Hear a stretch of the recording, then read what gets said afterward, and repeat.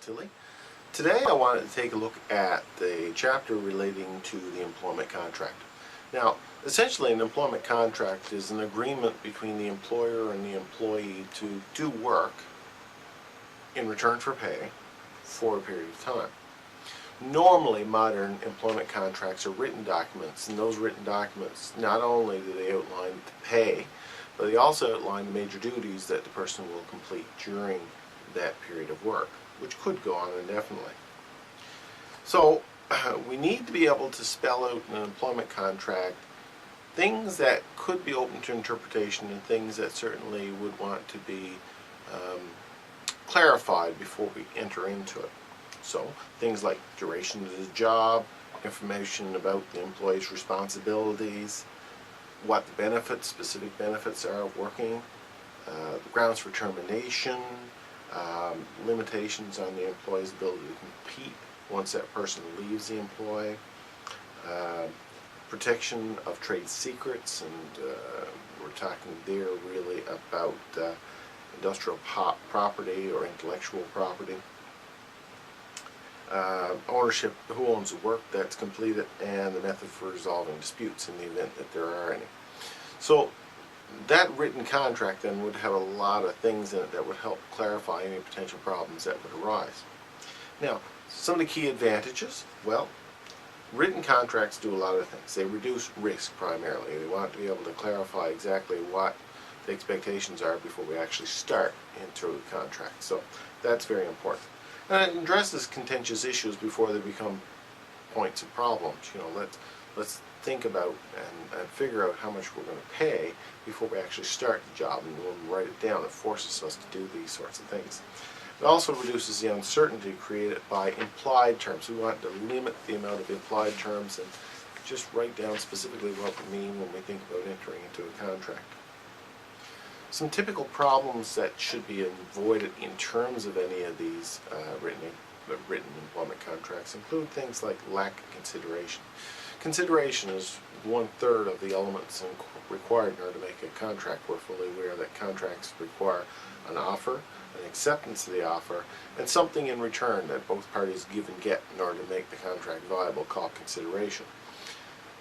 Keeping in mind that once we start into a negotiation process, we're going to make an offer.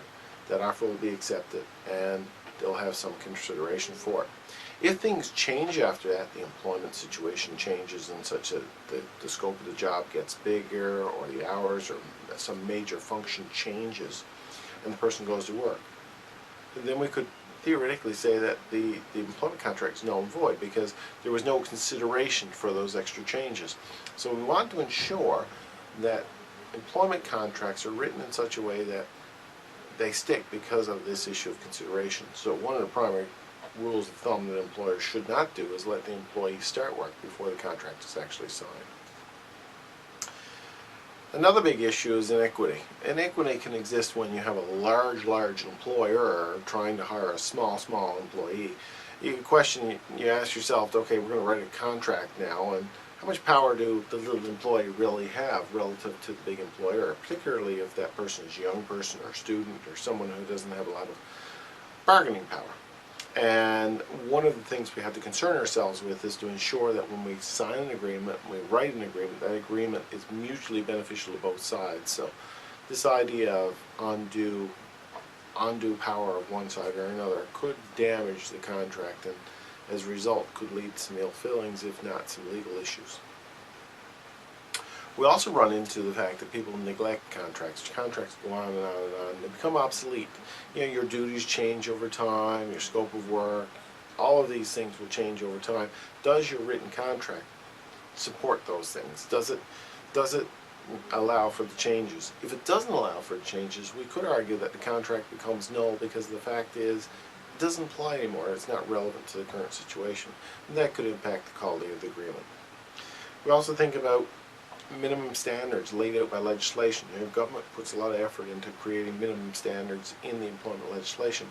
We cannot possibly contract around those things. So, for example, if the minimum wage is $10 an hour, we can't write a contract where the employee knowingly signs it to work for $9 an hour. we just cannot contract for less than the minimum wage, nor any other feature that's guaranteed in the statutes. Ambiguous and confusing terms inside the contract also cause a lot of problems. What one person interprets is different from what the other person interprets. This is why it's important to have a lawyer or a third party look over the agreement before the contract is actually signed, and that way potentially some of these ambiguous terms could be solved before they ever get written into the contract. The next part looks at clauses that are normally contained in a written agreement. And normally written agreements follow a standard procedure. Most of them would have these key clauses. So we think about the job description. That's something that should be included in all employment contracts. What is it this person is expected to do? Remuneration and benefits is also another thing. How much is that person going to get paid? Again, all part of the contract. Employment term, if it's indefinite, it's not necessary, but if it's a definite term, the terms must be there in terms of how long it is. We also got to think about termination. What constitutes grounds for termination? And part and parcel with that, a probationary period. How long is a probationary period? Because in that probationary period, the employer can terminate a contract without any reason. So we need to specify what the terms of termination are and how long that probationary period will last. We also think about work location and work relocation. Normally a contract would say this person is working at this site here. But without that in there, the employer could argue that you could be located or relocated very easily. So normally the site of the work is an important component in a contract. Make sure you put the site and have a clear indication of where you're actually going to be working. And what's in it for you if you're forced to move. We also think about restrictive covenants. Restrictive covenants are things that are written into agreement that you as an employee would promise not to do, or the employer would promise not to do once you leave. So let's say, for example, you promise not to go work for a competitor. Well, that sounds good, but is it enforceable? That's one of these things, and we got to be able to be sure that you can make a living too. So restrictive covenants are not really looked well upon by the courts, but if you need to put them there, make sure they're reasonable restrictive covenants. Oversight and ownership of intellectual property is a key one, especially in today's world. We're looking at people producing ideas rather than things. If you're generating ideas for new products and services for a company, the question then remains is, who actually owns those ideas? Is it you or the employer? Normally it would be the employer, but if we put it in the contract, it certainly would spell out exactly what you own from all of your work. Jurisdiction is another key one.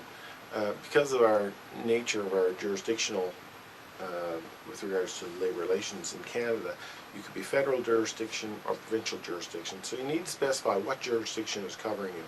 Is it a specific province? If it is, spell it out in the contract. Corporate policies are often written into contracts as well. Things like what the employee is expected to do and what the employee is not expected to do. These policies sometimes lead to grief if nobody knows them, so it's important to put them into collective agreement. And if they're there, at least people are obliged to be aware of them. We also have another thing called the entire agreement clause. The entire agreement clause kind of closes the contract. So once we write up a contract and we sign it, those are the things that are covered in the contract. If there were side deals considered or side deals contemplated, if there's an entire agreement clause inside of that agreement, it basically null and voids any side deals, so people know exactly what they're signing to. So that's a useful tool for employers to put there, because it very clearly says whatever's written here are the things we'll do. If it's not written here, we're not going to do those. Service, another important aspect, particularly if you're a well-seasoned employee, is how much credit do you get for the service that you've already given. So if you work for a competitor for 20 years and you come to work for this company, are you considered as starting at ground level? Should you get some degree of service recognition, 5, 10, 20 years experience, and that would, your salary would adjust accordingly. It's important to clarify what prior service will be recognized in a contract before you actually sign it. Independent legal advice is another important aspect of a contract, and that is there should be a clause in there that gives a right for both sides to seek independent legal advice before they sign the agreement. And that way it kind of covers you for some of these concern areas that I mentioned earlier on. We also have another thing called a severability clause. Let's assume some part of your agreement that you write, it goes to court and it gets thrown out by the court. So let's say you contract, for example, to work for $8 an hour. You can't do that. The court looks at it and says, hey, we're not going to recognize that. Does that mean you throw out the whole agreement? No. If you have a severability clause, what it allows you to do is to take a part of the agreement if it's rated as invalid or something happens, and you can remove it without destroying the entire agreement. So that's an important thing. Finally, we have the issue of a severance package. Most good employer agreements have a clearly laid out severance package. What happens in the event that you're let go for one reason or another, and what do you get? Sometimes these things are called golden parachutes, which is when you bail out of the company, you leave with a fair sum of money or a fair sum of benefit. And it would be good to have a clear understanding of what your golden parachute is. So those are those key aspects that you should be looking for inside of an employment contract. Thanks for watching. Remember, ask questions if you have them.